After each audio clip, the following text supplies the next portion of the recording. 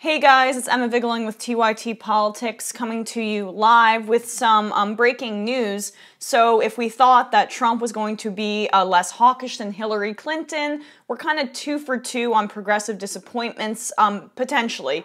Trump, we thought may be less hawkish than Hillary Clinton on foreign policy, and also thought that he might be better on trade.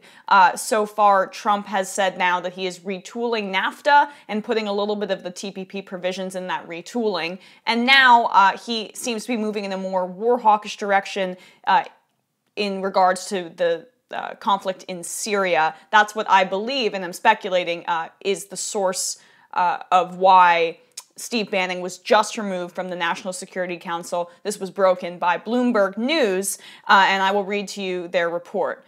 President Donald Trump reorganized his National Security Council on Wednesday, removing his chief strategist Steve Bannon and downgrading the role of his Homeland Security advisor, Tom Bossert, according to a person familiar with the decision and a regulatory filing. Bossert, by the way, who is that person? He was a fellow at the Atlantic Council's Cyber Statecraft Initiative most recently, but he also was the Homeland Security advisor in the last year of the Bush administration, the deputy Homeland Security advisor, and he helped draft the federal government's first cybersecurity strategy under President Bush. Trump said in the statement when he appointed him, he has a handle of the complexity of our homeland security, counterterrorism, and cybersecurity challenges.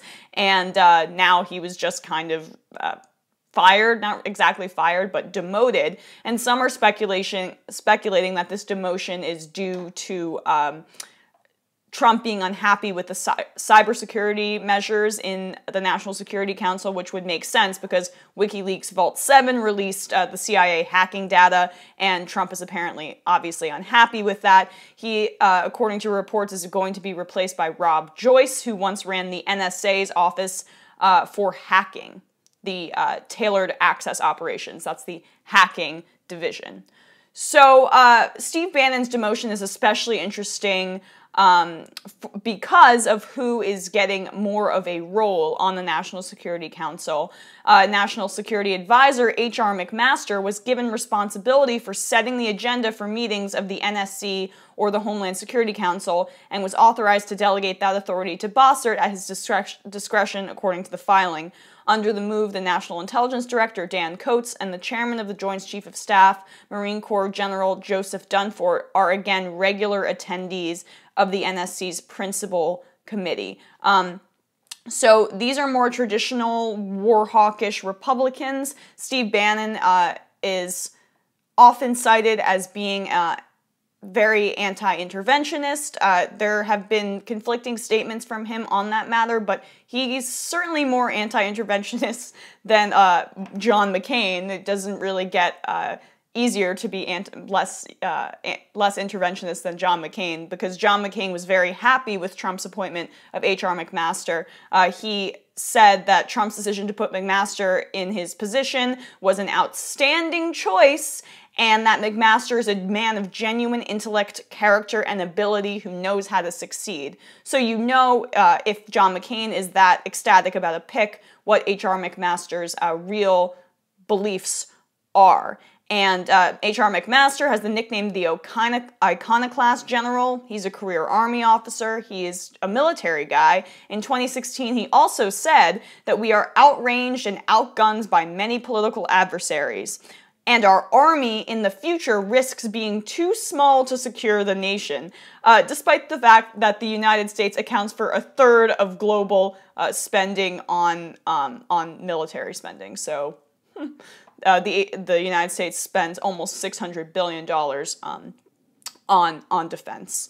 So this, paired with the fact that the Trump administration has stopped disclosing troop deployments to Iraq and Syria, spells a much more hawkish president than many have hoped for. Also, Trump's statement on the use of chemical weapons in Syria, where he basically bashed Obama and said he was kind of weak for not abiding by his red line that he drew in the sand with Assad on chemical weapons, spells that Trump does want to retaliate. How does this play in with Trump's coziness with Vladimir Putin? I do not know. Obviously, Vladimir Putin has been supportive of the Assad regime.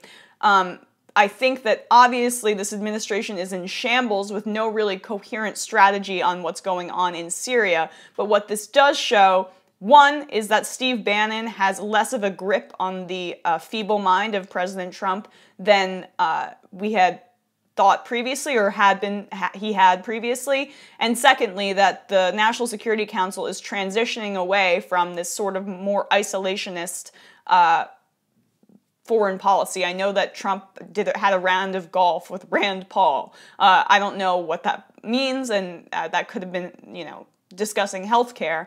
But this shakeup is not by accident, and we should very much keep in mind what is going on in Syria and how Trump is going to respond to it. The fact that we don't have any transparency on the troop deployments there is terrifying, and just goes to show that Trump honestly doesn't really have any core beliefs and just said what he needed to get elected. He would say that he didn't want to intervene, and then at the same time say we have to kill ISIS's families. So you really just don't know. And could they be using this as a distraction from the general chaos in that administration and kind of playing up this war hawkishness? I don't think that you can put it past these guys, So let's just be mindful, let's watch out for this, and know that Steve Bannon being removed from this role when he was basically wedged in there against many sane people's wishes is not an accident. All right, guys, have a great day.